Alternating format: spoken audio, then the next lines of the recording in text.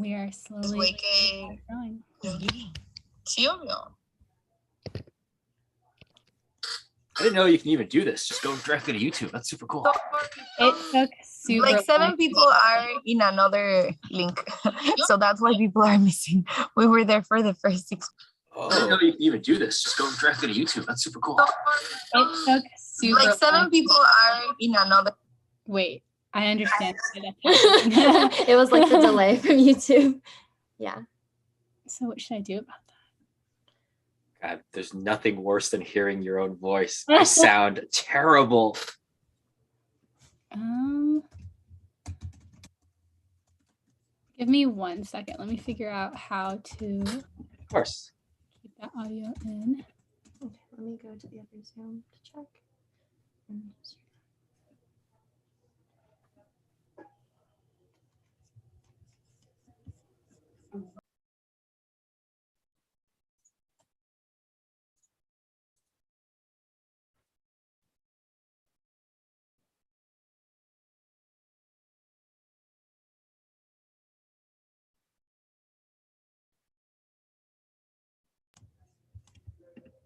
There you go.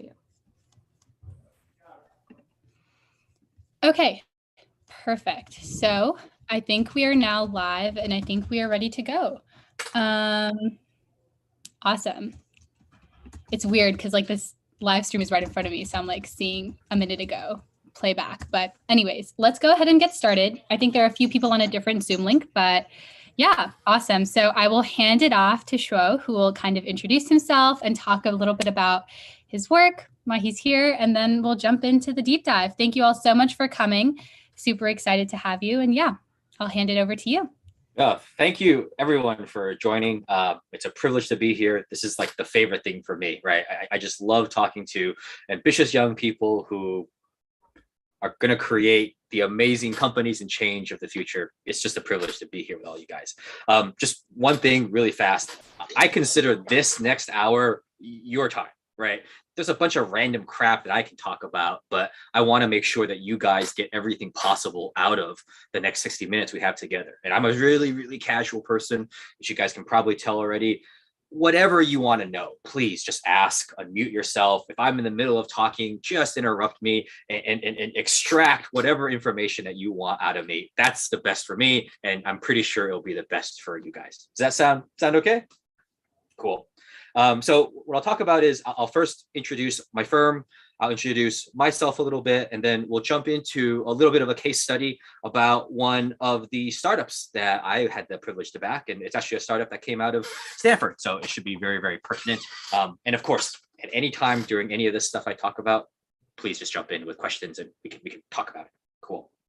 So the firm, I'm with a firm called 50 Years. And the way we think about the world is roughly kind of to divide it into 3 big circles, kind of like a Venn diagram. So the first circle for us is deep tech. And what we mean by that is we love to back founders with either advanced degrees or deep, esoteric, specialized knowledge in a particular area. You know, I get really excited when I talk to the team and I walk away feeling like, holy shit, there's only like 10 people in the entire world that uniquely understand this problem and how to solve it. And as you guys can probably imagine, that leads to all kinds of cool dynamics when you're starting a company. The second circle is we're looking for that pathway to $1 billion in annual revenue. And the reason for that is there's a lot of big, urgent problems in the world, and we want to make sure we're making that large scale global impact. And that means products and technologies that can touch millions, if not billions of people. And then the third circle is we want to back founders solving the world's biggest problems. I'm not into doing like dog walking apps or, you know, how you make smoothies taste better for rich assholes. I want to really focus on the new things that are going to fundamentally uplift our civilization, go after the big problems like climate change and pollution and those kind of things, right? How do you fundamentally elevate who we are as a species? I feel like those are the kind of risks that venture capitalists should be taking. And so At the intersection of these three circles is where we're focused. And we support founders who are both in the pre-seed and the seed stage. So it could be just a random person with a wonderful idea, all the way up to someone who has a little bit of a prototype and some of the early stuff done. And we back those founders with anywhere from $200,000 to $2 million roughly in early stage capital. But honestly, it's the money is the most boring part, right? Especially now in this ecosystem. Anyone in this call right now, just on the basis of being a Stanford student, you can go out there and raise like $2 million if you wanted to. So clearly money is not that interesting. And a dollar from me is the same as a dollar from someone else. I think what's really, really important for us is answering the question, what kind of unfair advantage can we bring to the founders that we partner with? And if you can answer that question and find the right fit, that makes for an exciting partnership. I'll just pause there for a second. I've said a lot of random stuff. Any questions about that and our firm and how we think about the world?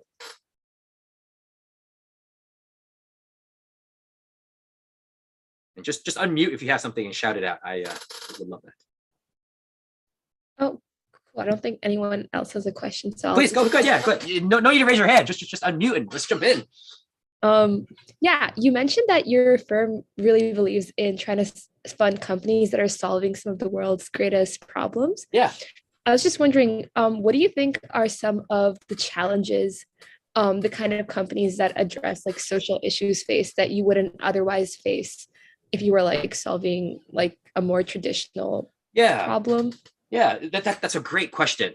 So a lot of times, whether you're looking at civic tech or social issues or things of that nature, it's been challenging to find good business models that translate those kind of solutions into a viable venture scalable kind of company. And so a lot of times the founders in that space have to be really, really creative because it just hasn't been done before. But that's also kind of exciting, right? Because like if you're just doing a SaaS startup, right, the metrics and how you do it, that's all kind of set. But you have to come up with a lot of really creative ways to think about stuff like how do you fight NIMBYism and get more housing built, all the way through to how do you create more like equality among gender in workplaces, and what can technology do to that respect? And so you get a lot of more variety, which both is a challenge and can be pretty exciting. Does that kind of answer your question? Yeah, for sure. Awesome. That's a great one. Anyone else have any questions about what we do? Just a follow up on that. Yeah. Actually. So, okay. Since you have all these diverse types of startups that aren't necessarily following the traditional path. Yeah.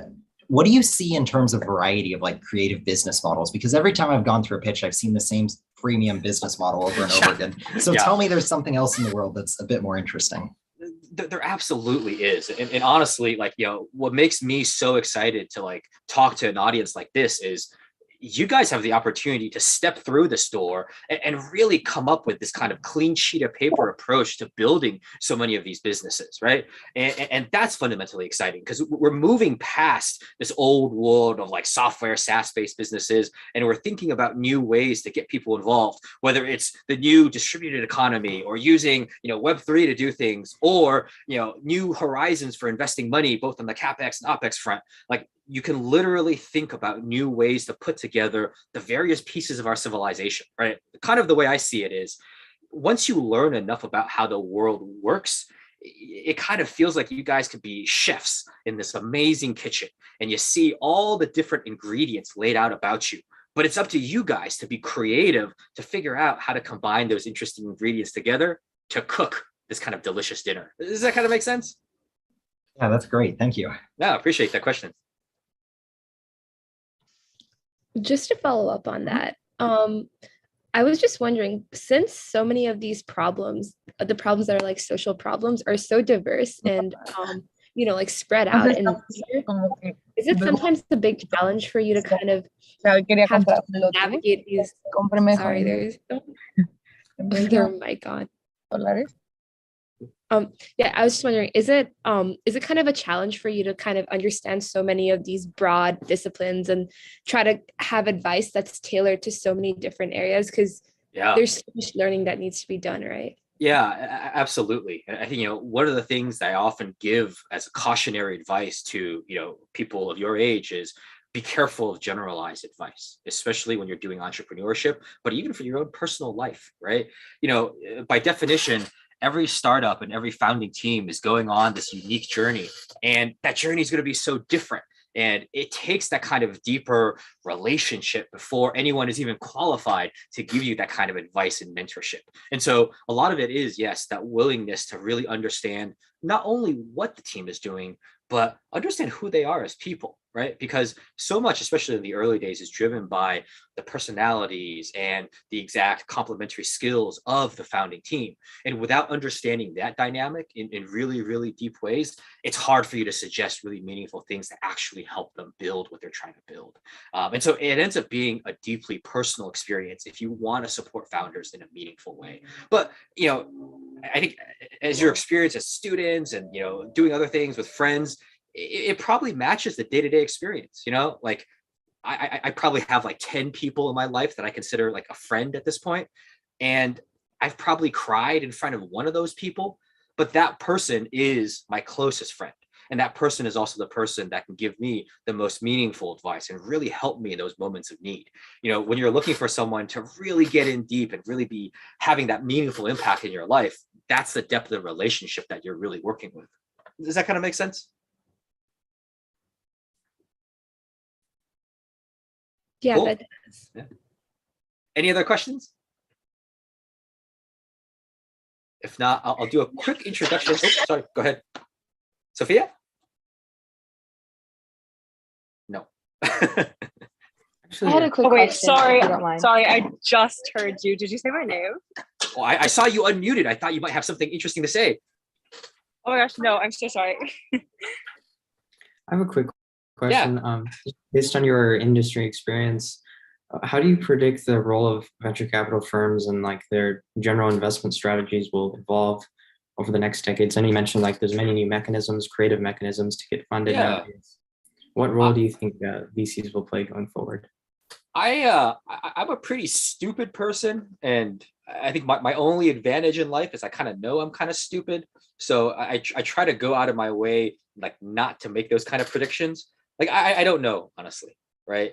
I don't have any larger thesis about what I think will happen. You know, I try to take a look at what's actually happening today. And, you know, my only thoughts there are right now we're in the middle of a really, really impressive bull market, and bull markets always hide stupid people. And so it's been very, very easy for a lot of folks to raise a lot of money. But once the inevitable dip comes, it'll really reveal who has been doing a good job. And my only guess is there will be some synthesis after that happens, and people will try to figure out what were those winning strategies and what were those winning tactics and how do you attract this next generation of founders. But in reality, right, you know, your question gets to the heart of why I am here talking to all of you guys. The future belongs to you guys, and I want to be close to that future. I don't want to predict it, but I almost want to feel it. And to know that future is to know the people in this room right now. Because ultimately, if you're going to be a successful VC and support the next generation of founders, you have to understand the next generation of founders and understand what they need and want from a great partner that's going to help them change the world. Does that kind of make sense?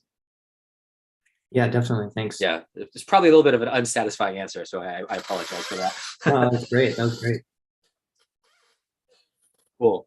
Well, if there's nothing else, I'll give a short introduction for myself before jumping into the case study a little bit. You know, one of my big pet peeves in life is I feel like people just have a lot of small talk, especially in California. You know, everyone's like, "Hey, how's it going?" And like, "I'm doing well." And you can talk to someone for 20 fucking minutes and you walk away and you actually know nothing about them. And so I make a conscious effort not to talk like that.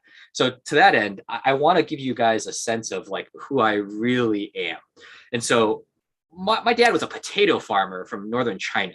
And this was like post-cultural revolution. It's kind of a shitty time. And he realized like, hey, this is a dead end thing, being a potato farmer. So he studied his ass off and then got into college. And then he studied his ass off again and was accepted into grad school in the US. And at this time, you know, if you went to the Western country, you weren't allowed to bring your family, right? The visa was for you and you alone. And so my mom and I were still back, you know, on this shitty farm. It wasn't until 1989, Tiananmen, and all this terrible stuff happened, those students died, that a lot of the policies started to change. And now the doors were open for students studying abroad to bring their families. And that's how I first came to the USA. Why the hell am I talking about this, right? My parents never let me forget this. They would remind me of this all the time. It's like, do you know how lucky you are? Your cousins are still on this piece of shit goat farm. You have all these opportunities. And like, I don't know, when you're 4 or 5, what the hell do you do with that kind of information? And I have kids now, and I realize putting that kind of pressure on them is not necessarily the healthiest thing. And, my therapist drives like a Ferrari because I pay him so much money. But this way I grew up also created this like void and hunger within me. It was never going to be enough for me to just work at Facebook and, have a great middle class life, right? I felt like if I didn't do something with the unique opportunity I was gifted, somebody, somewhere, somehow was just going to be disappointed in me. And I've lived with this fear my entire life. And it's kind of manifested in me asking this very fundamental question my entire adult career. And that is, where is that special place in the world where I can use all of my unique and weird characteristics about myself to really benefit the world? And for a long time, the answer to that question was find unsexy industries where nobody is innovating and start interesting companies. And I did that. I moved to China. I did stuff with like coal and, metal casting and making clothes, like industries filled with pollution and water waste and human suffering. And I tried to do something to fix those issues. But an interesting thing happened. I started 4 companies. Some of them did well. Some of them absolutely crashed and burned. But after my last startup, I had this different feeling. It was that perhaps I could make the biggest impact in the world, not by starting another company, but by doing this, by working with this next generation of great founders. And maybe if I can do something to really empower all of you, then I can be a part of starting hundreds of really impactful companies. And maybe that's the way I really maximize all this privilege and advantage that I've been gifted. And that's how I found out my way to venture capital and to speaking to all of you today. So hopefully that gives you an idea of kind of where I'm coming from and why I have this kind of weird, crazy energy, so to speak. I'll just pause here real fast again before jumping to the case study, but any questions, comments, concerns? Hey, so Yeah, I got a question. Oh, yeah. Yeah, what's up? Okay, yeah. You talked about you giving your companies like an unfair advantage Yeah. in whatever industry they're in. I was wondering if you want to elaborate on that and like probably give examples of where and when that was the case. Yeah, totally. I mean, every industry and every company is going to be slightly different, right? And so, if you're a company trying to commercialize, a new alternative protein, for example, you may need connections with famous chefs to put them in their Michelin star kitchens, or have a playbook about how you deliver core ingredients and bring them to market and get things into supermarkets. So those are all things that we can help fast track. But the real core of it is it's hard to understand until you really get to know the founding team. And part of the journey, especially in the early stage process, is to figure out where might those advantages be. And it's a collaboration even to have that conversation, right? You're figuring out what the founders feel like they need help with and making sure you can make a genuine effort to help them in those kind of fields. But it is very specific to the different kinds of companies. When we go into the case study, I'll give some more examples about how I think specifically we helped Antora in kind of an unfair way. Okay, cool. Thank you. Yeah. And before you go, how do you pronounce your first name? My name, it's Ayotunde. Ayotunde. That's awesome. Thank you. Thank you. Any other questions? Hi. So you mentioned that there is a bull market right now, and there's going to be a dip sometime in the future. Sure. How soon do you think it is? And I know that you don't do predictions. I know you just said that, but what do you think could maybe trigger such a response in the market? Yeah, it's a good question. I think the answer is complicated because, for much of the recent history, we're so used to talking about one market. But I think as we've seen, the market is kind of like bifurcating, right? The world that like we all live in might be very, very different from someone who's like living in the Midwest to someone who's living in Asia, who's someone who's living in the Nordic countries, right? You know, venture capital is a very unique vehicle in that you sign these like really, really long-term like funding contracts, right? The people that give us money, they're essentially signing away their money to us for 10, 12 years sometimes. And so a lot of that money is locked in already. And so that creates a bit of an inertia where maybe fluctuations in the rest of the market don't touch what's actually happening here, right? Billions of dollars have been committed to venture capital and private equity, and you have to deploy that money somehow. And so perhaps that pipeline is more durable while other parts of the market suffer from things like inflation and other things. And so that is part of the complexity. I think to give a full answer to that question, you really have to look at each of these different individual market dynamics and really think about how that interacts with the general ecosystem. But I think generally, if we see in the venture space, a lot of these companies coming to the market, especially into the retail markets, and not doing so well, that could have a chilling effect on both valuations and the willingness of people to go out there and write checks. And it's actually one of the things I'm afraid of because, you know, I love energy, for example, and you see a lot of these companies in energy and, you know, people sometimes unscrupulously try to raise SPACs and get things passed on to the public markets, but are the companies any good? And I worry about sort of this like clean tech 1.0 thing happening where you leave the retail investor holding the bag, but then ultimately that leads to a fundamental loss of faith in this core area, deserve it or not. And that could precipitate some kind of like bad, you know, downward spiral. Maybe. I don't know. I'm not smart enough, I think, to comment any further on that. But great question. Thank you so much.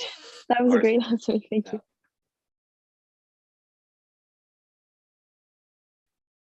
Cool. Anything else?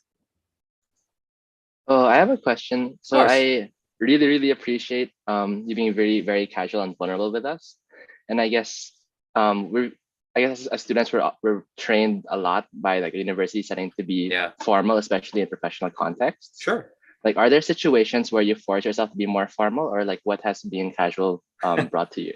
I mean, it's a great question.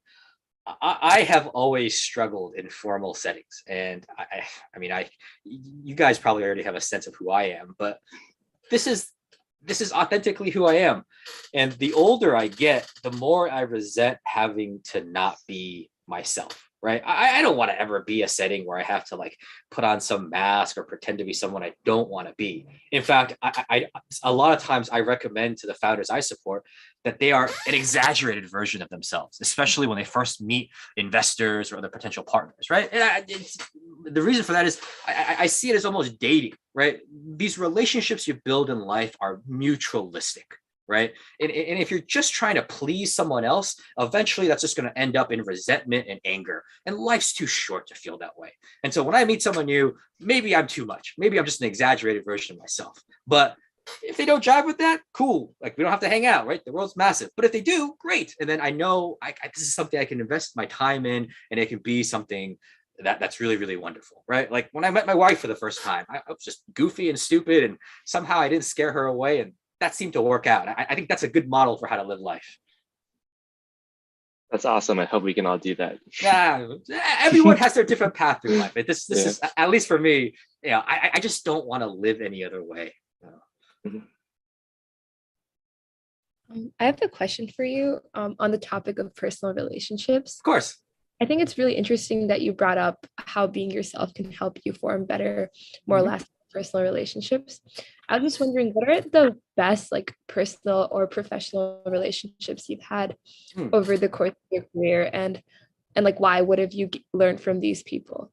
Yeah. I mean, there's a lot. I think I've been blessed to be working as a professional in settings where I've been surrounded by just incredible people. And specifically to your point, these people are incredible because their values were always around people, and the relationships that were engendered were not exploitive in nature, right? At the core, they actually cared about me and I cared about them. And as a result, I still talk to them like 10, 15 years later because there was a genuine human bond. It wasn't just a transactional element of like, oh, you could benefit me and I could benefit you. And it's okay for that layer to be there. And it's okay for even some relationships to be 100% about that. But the more meaningful ones that have been durable, there's always that deeper kind of human connection and care to that dynamic. Does that kind of answer your question? Yeah, for sure. I would also love if you could tell me like a little bit about like the specific learnings you've had or the Sure. specific people you kind of human connection Yeah. with. A lot of the best learnings have come from the shittiest moments, right?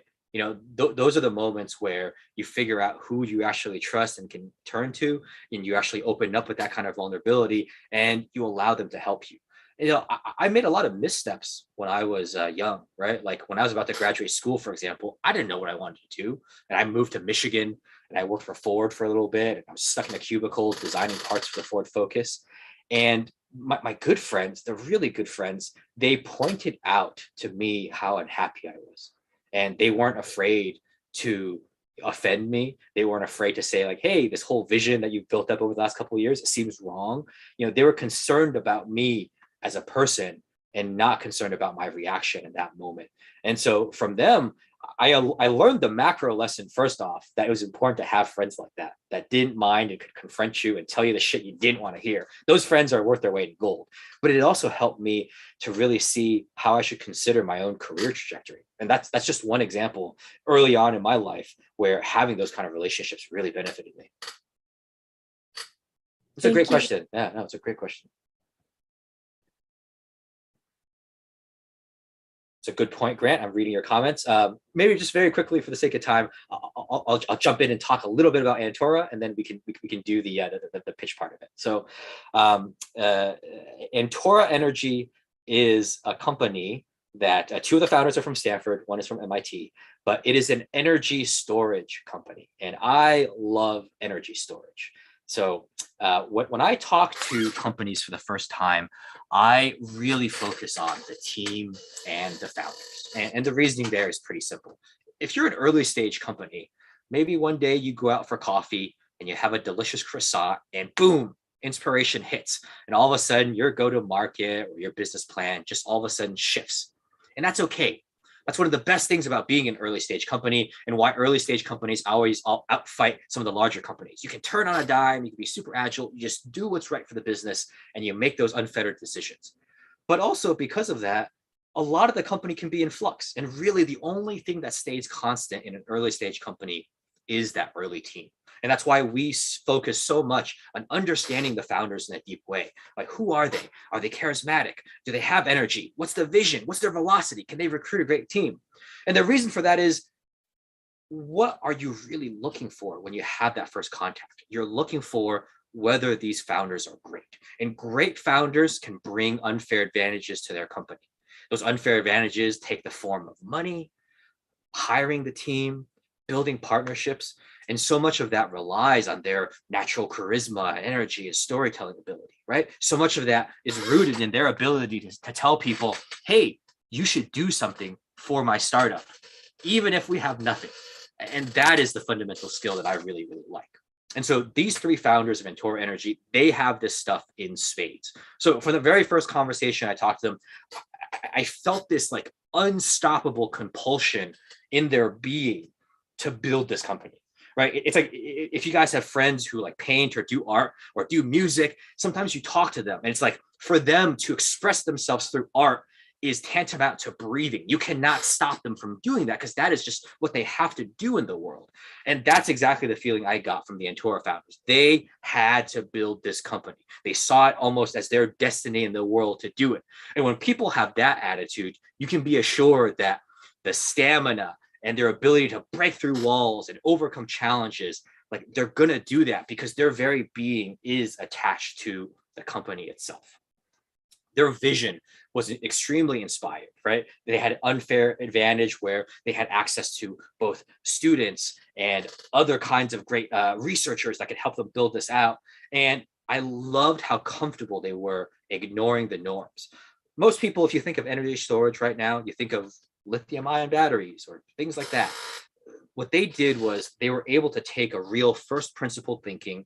They read everything they could about energy storage, really broke it down to the fundamentals, and decided that they had to find the cheapest possible way to store electricity and heat long term. And what they actually found was kind of surprising. It wasn't chemical, it wasn't anything else. It was actually thermal based. And they were confident enough in their first principled analysis that they could imagine a world that no one else could, that potentially the best way to store electricity in our modern world was actually putting it in a giant thermal battery. This, coupled with the fact that the whole team had this overall crazy velocity. They were building and testing and building again and failing and learning from that and building all these flywheels. That said to me that this was a founding team that could really run with this idea and do a lot of incredible stuff. And so, there's a lot of other aspects of the technology and market that were really, really exciting. But the core of every decision I've ever made around whether to back a founder, it's always rooted in this deep impression that the team gives me.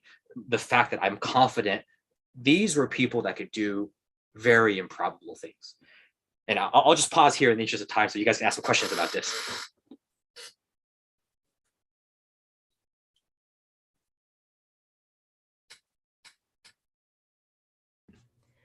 Okay, I have a question.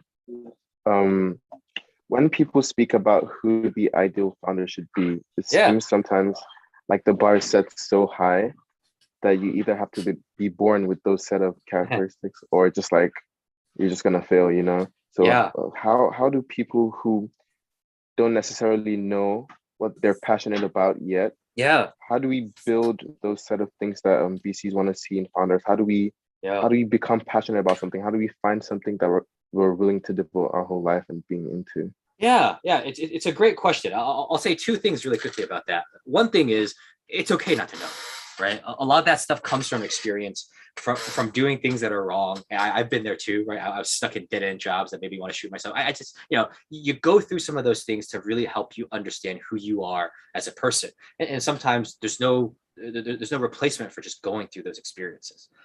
The other part of it though is I hope you guys all leave with this fundamental understanding that it's okay not to know everything when you're starting your business. And in fact, it's impossible that you know everything, right? You're going on this magical journey that almost by definition, no one else has ever been on. And nor do you have to have all the tools necessary to succeed on this journey.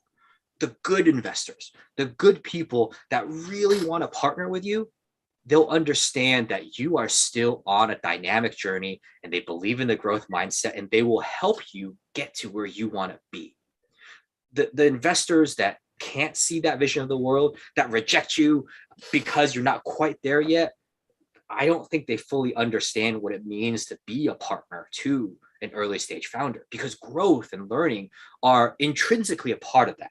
And part of the unfair advantage that they should be offering you is the right context where you can build a relationship and learn and get that mentorship where your personal slope can look like this. And 6 months from now, you can make amazing strides to get to where you want to be. Does that kind of make sense? It does. So I think what I'm getting from that is one way you think founders can get there is just by iterating and just not being afraid to, fail, make mistakes along the way. Absolutely. And by that, Yeah, and that is the story of every early stage startup, right? When I partner with a startup, my expectation isn't that they're going to take my money and run and build the perfect thing. I'm giving them 2 years to fuck up and to fuck up over and over and over again. And ideally, fuck up as quickly as they can. But it's because I have faith that this is a unique team that can take those experiences and keep on running that flywheel of learning and learning and learning such that they converge at the right point. Right? It's that kind of faith and relationship. And, I think if you reflect on the best experiences in your life, whether it's with teachers or your parents, isn't that what it's all about? They gave you this kind of safe space to kind of mess up a little bit. But that's how you really learn and you build that kind of dynamic relationship where you can do really crazy things. I think great investors create that safe space for their founders, and it creates this almost self-fulfilling prophecy where you can reach those goals. Yeah, great question. Thank you. Yeah. And sorry, Greg, I know I haven't managed the time very well. You let me know when we need to switch over to the other part of it, okay? Sorry, go ahead. Someone was talking.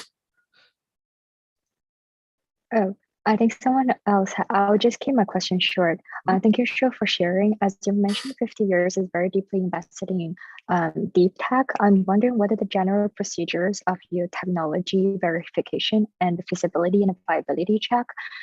Basically, as you give the leeway for team to mess up, and how do you guarantee like you pick up the team that could mess up in the most constructive way?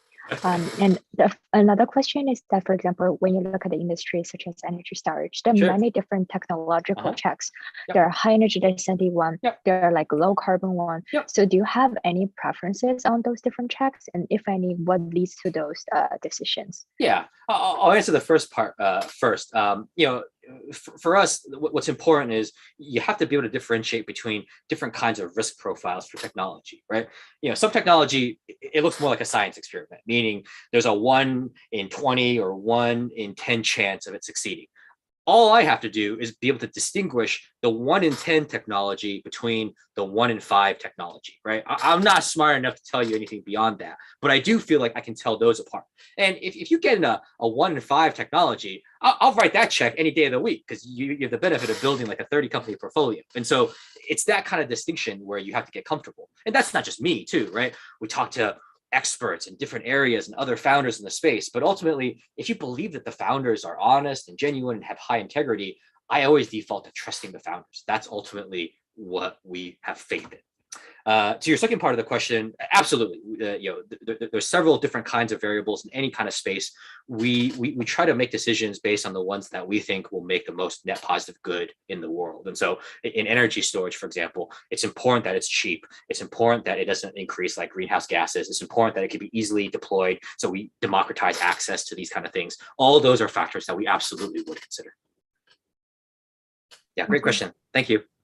Awesome. Thank you all so much for your amazing questions. If you have any other questions, please feel free to message them to myself and Melanie, either in the Slack or in the Zoom chat right now. We'll compile them all and send them to Sho after this session to kind of get his feedback. But I think it would be awesome to hear the pitch now and kind of gain perspective in that manner. Let's do it.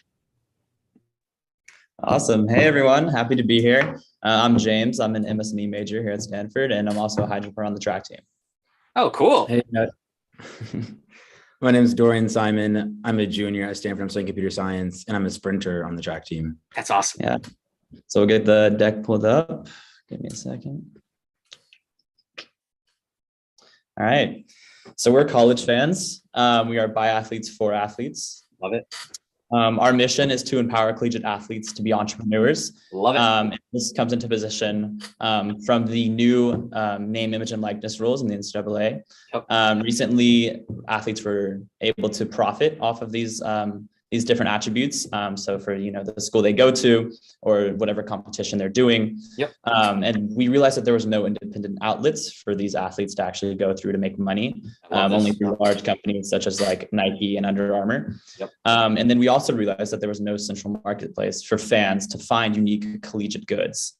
Yeah, that was the initial problem that we ended up discovering. So our solution was to build a platform for these NCAA athletes to post their auctions of signed gear that they could give to their fans and find on one central marketplace. Love it. So here's the timeline just to help get some reference here. So in 2010, we had 5 Ohio State players. They gave jerseys to a tattoo artist so they could get tattoos for free, which was completely against the rules in the NCAA. They were suspended for about 4 months in their football career. In 2013, during the Johnny Manziel era in Texas A&M, he profited $33,000 in a matter of 5 months, and was then shortly not able to compete that next season, the next half season. Yep. In 2015, athletes were then able to get stipends. And then just this last July, the NIL bill was passed, allowing athletes to completely have full control over their name, image, and likeness. Yep, love it. So according to Forbes, this new market is going to be worth about $1 billion this up in this next year annually. And according to Open Doors, which is one of our competitors, 18% of their total NIL space deals have been through signed gear. So who is our competition besides besides Open Doors. We have eBay, which is another open marketplace. We have Fanatics, which is sports gear hub for almost anything you can get from the NBA, NFL, and they're just starting to enter the college space. We have the Players Trunk, which is another market for athletes to upload their own items, and we have Open Doors, which is for an athlete to make an account and for people to reach out to them. So either brands or fans. Yep. So what do we have over them? One, we have verification.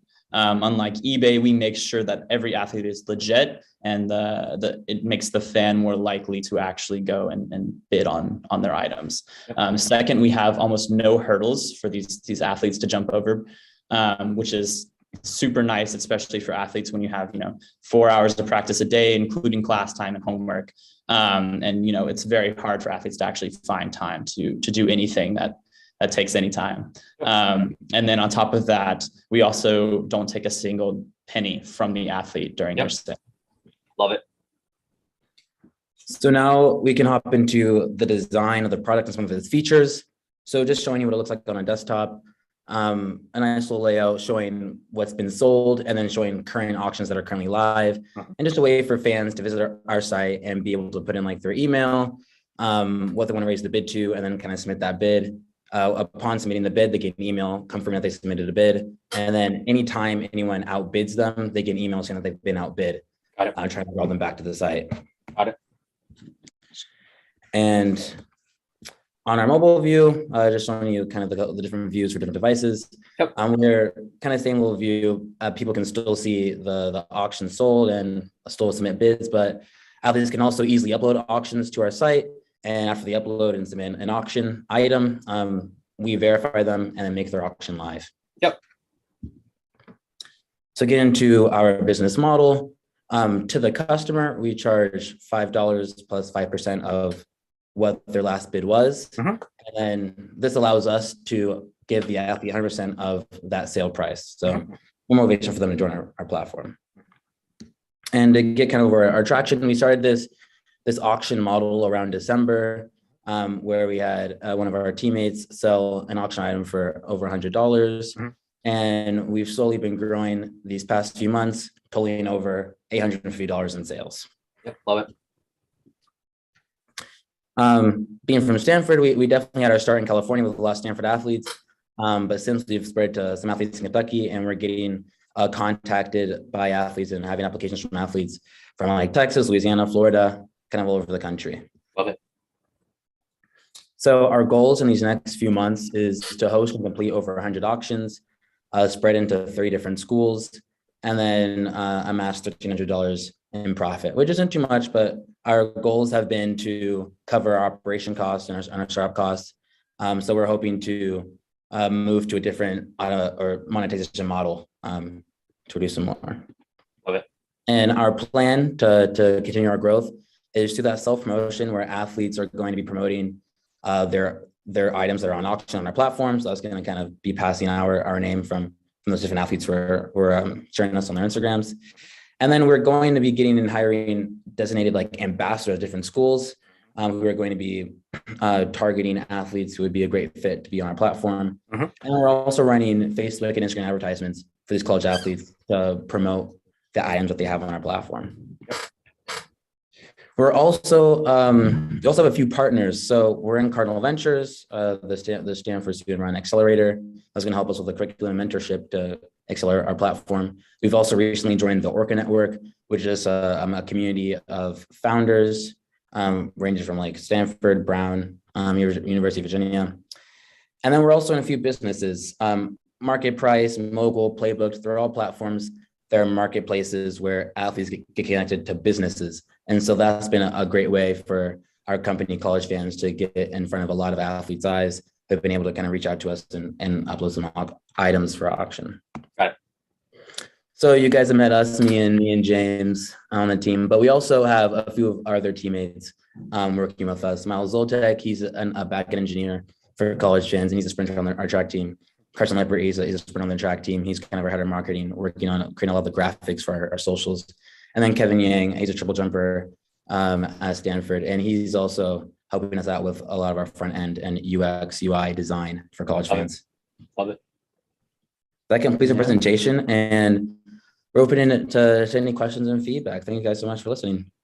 Awesome. This is a great idea, guys. Congrats. Thank you. Thank you. Yeah. I'm curious, why do you guys want to work on this? I think we've sort of all been in the startup space or always wanted to do something. And we realized that we had this problem as soon as the NIL bill passed. And we're like, okay, let's make a solution. Let's come up with something for athletes to actually make it work. So, yeah. How do you imagine the competitive dynamic evolving, right? Because like, as you guys were going through this, what came to my mind was a similar dynamic has kind of swept through the influencer world on social media, right? Influencers like, oh, I'm big on YouTube now and I want to sell merch. And these specialty companies come in, they provide them merch. And ultimately what happened there was the differentiation became the different kinds of merch, right? Everyone has the same white label t-shirts or things like that. It's a differentiation of the product that really ended up sucking in some of the best creative types. Do you think something similar will happen here, or what do you think the competitive dynamic will be around? I think it'll be a little bit different than what you're saying, just because we'll have a lot of memorabilia, which will be based on the actual events that occurred with these athletes. So for example, spikes that you wore when you won the championship, the NCAA championship. Yep. Got it. And so, but you are depending on the athletes to secure those goods because it's their own personal items. You're not doing anything beyond that. Correct. So we could implement something that originally that was our initial idea, was we're going to provide them with generic items that they could then sign and then sell. Yep. We realized that was sort of a lot of upfront cost. And also people didn't want generic items as much as, signed cleats that they wore in a cool game. So got it. Understood. But the downside of that model is that that's a fundamentally limited supply of stuff. Right. And so do you worry about scaling around that kind of product base? Yeah. So that is an important question to bring up. We could bring back those generic items and eventually come back to that sort of way of operating. But, we have new athletes every year. Seniors graduate and freshmen come in. So there's always a supply of new goods coming through. Got it. And why auctions? We just thought it was a great start to sort of have the scarcity of goods, and then people would want it a little bit more. So it's definitely to build our base of athletes and customers. Understood. And so eventually this turns into a full two-sided marketplace. I mean, this is the stupid question everyone always asks about two-sided marketplace is like, how do you think about the chicken and egg side of it? That's a great question. I think for us, we want athletes on first because for example, when they repost our graphics on their Instagram, a very large portion of the people who go to the site and bid are their followers on Instagram. So when we bring the athlete in, we bring in the customer, more or less than vice versa. Got it. And how much do you know about the customer at this point, right? Like, what does that cohort of buyers look like? Right. I mean, for a lot, it'll be, parents wanting to buy things for their middle school and high school kids. And then also like diehard fans, especially at Southern schools and SEC schools, that want this memorabilia when, they're older and they're going to football games and have their tailgates and things like that. Interesting. Okay. And in terms of like partnerships you could leverage to really like give you guys that unfair growth, like what does that look like? Is it partnering with schools and figuring out who the big donors are and those are likely to be good customers and boosters early on? Like, what is that dynamic? Yeah, right now we've really been focusing on trying to get partnering with schools in the sense of getting student athletes who are very passionate about our product and getting their friends and other teammates on our side as well. And as well as, because I would say mainly due to this NIL bill being passed, a lot of companies and startups have been surrounded around just helping athletes get connected to sponsors or to different companies. And so getting onto all those platforms that help athletes kind of discover CollegeFans has kind of been our goal. And that's why we've been able to get on Market Price and Mogul and Playbook to name a few. Understood. What about this dynamic that this could be one of those like power law governed industries, right? Like, Johnny Manziel, like Reggie Bush, I'm dating myself now, but like there's always a handful of like the real star collegiate athletes every single year. And whatever platform captures those folks is likely to win the entire market because they'll just trickle down and bring folks in. How do you win that battle? Or do you think I'm wrong about that dynamic? I think that you can sort of have both there. So let's say, for example, we were talking to like Sharif O'Neal's manager, and we were trying to get him to put something on the site. And he was telling us, you know, he has these huge deals where he doesn't even have to get out of his room, you know, like he doesn't have to move or do anything. And so, but if he wanted to, you know, someday he's feeling like he wants to, and he put something on our site that could easily go for, you know, over $3,000 of some sort of gear, like a jersey or shoes or something like that. Interesting. Okay, cool. Does anyone else have any questions? Sorry, I'm just like asking away like a jerk.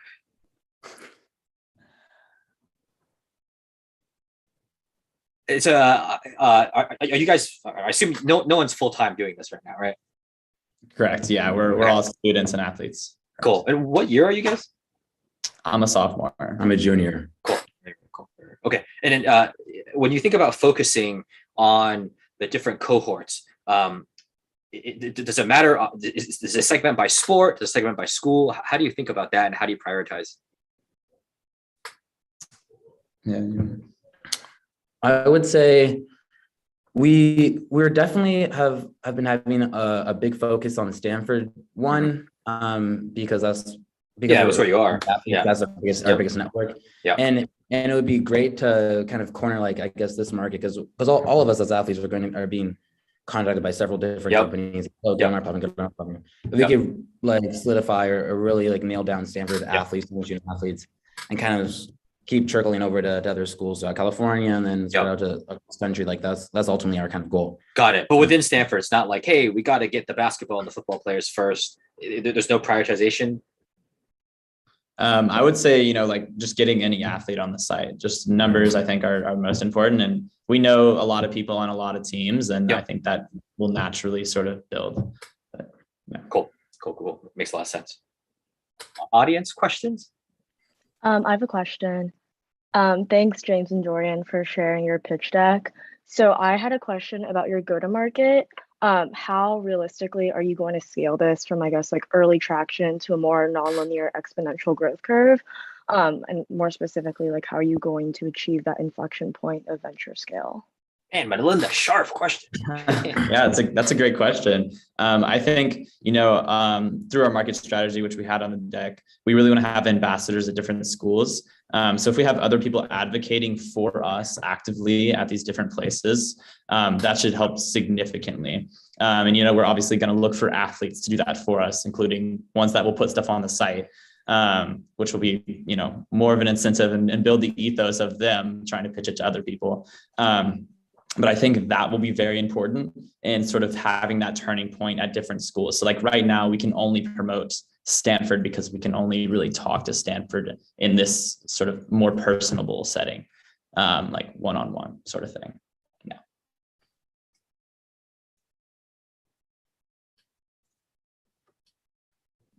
I have a question. You guys obviously have somewhat of different specialties and also a really quick turnaround from the Supreme Court ruling in July, I believe, and then you guys launched in around August. Did you guys begin the brainstorming process together, or were you limited in your more computer science like mindset and role, and the more administrative role? Like, did you guys find each other because you were limited, or start brainstorming together right when the ruling was kind of passed? Yeah, so that's a great question. We were actually living together because it was COVID, so they put all of the athletes together. And I knew Dorian was interested in startup stuff. So I went to him, and we had an initial idea about collegiate athletes, you know, mentoring high school kids. And then a month later, this bill passed. And so we were like, okay, we're already thinking about this space. What else can we do? And so we ended up sort of coming up to this idea of, you know, let's have them sell their stuff. That everyone has a bunch of extra shoes. We have like 6 pairs of shoes that we've had from track, and like they're just hanging around. So yeah, we kind of just went for that one.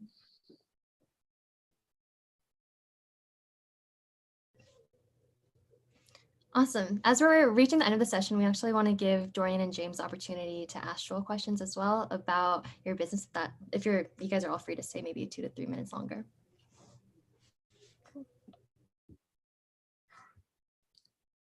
Can you repeat that, Melanie and Arisha?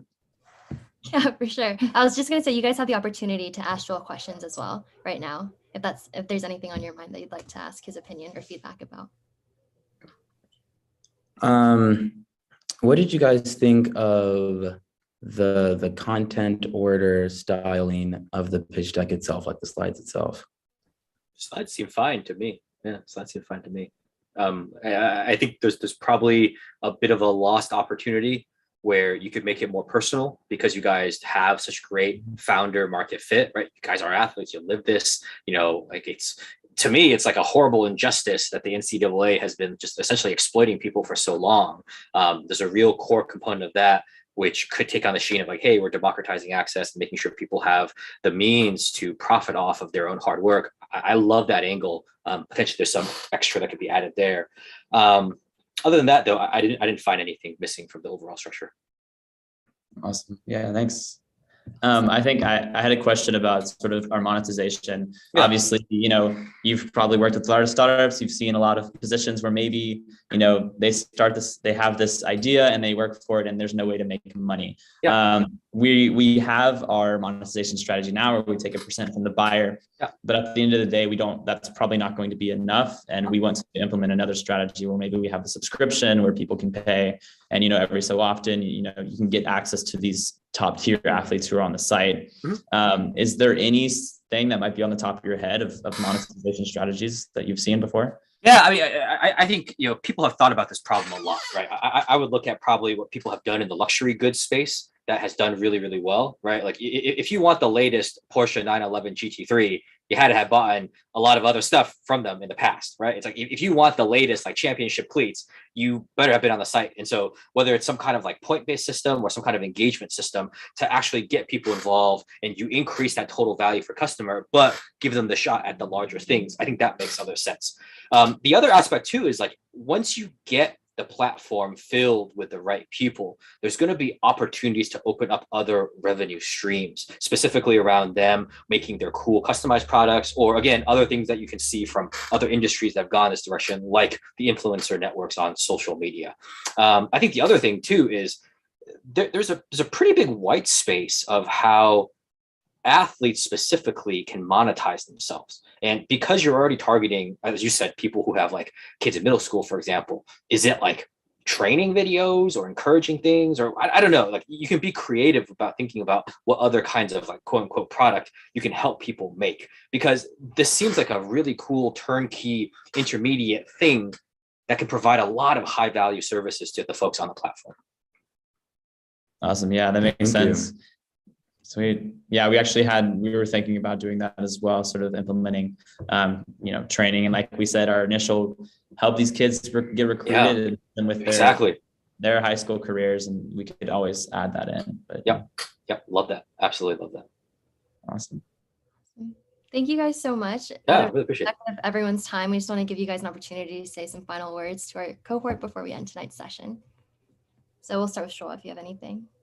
Oh, man, you guys are the future. Like if there's anything that I can do to be helpful on anyone in this call, as you guys go on this new adventure, please don't hesitate to reach out, right? Like I really believe in the future and the promise that you guys represent. And if I can help you create a better world, I'm all for it. So please don't hesitate to reach out.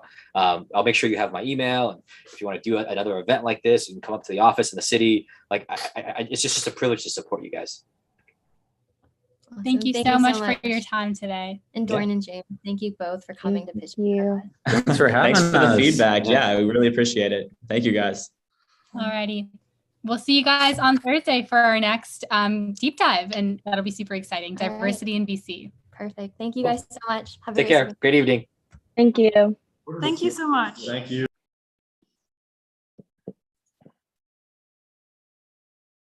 Thanks for having us, guys. I really appreciate it. Thanks, Arshia. Thanks, Melanie. Yeah, we're so glad to have you guys. Thanks. Yeah. Bye.